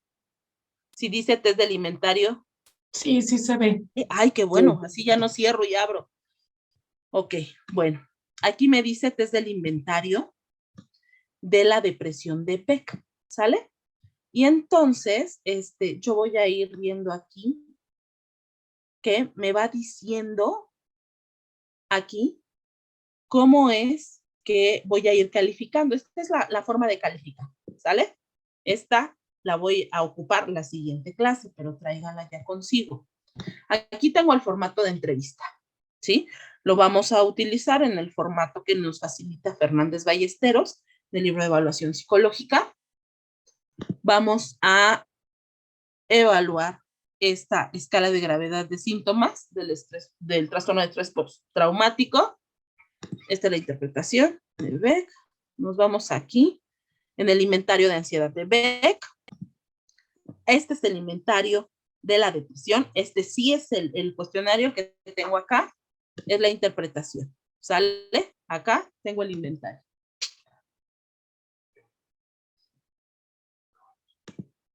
¿Sale? Y luego me voy para acá. ¿Cuál es la lista de cotejo para identificar la situación de abuso? Me voy aquí con la preevaluación. Y Nada más. La siguiente evaluación que les voy a mostrar es una evaluación CASIC, pero esa la abordo en la siguiente sesión. ¿De acuerdo? Entonces, se llevan algo del trabajo, tienen los documentos ahí disponibles en el Classroom. Y no se preocupen, lo vamos a revisar la siguiente sesión. ¿Por qué? Porque vamos a comenzar ahora sí con un estudio de caso, es decir, en este sentido, fíjense, lo van a responder ustedes para que se familiaricen con los contenidos, pero tenemos que hacer un estudio de caso y vamos a concluir si esta persona efectivamente podemos reconocerla como una víctima de abuso o no.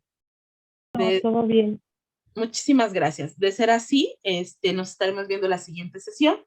Cualquier situación, quedo a sus órdenes.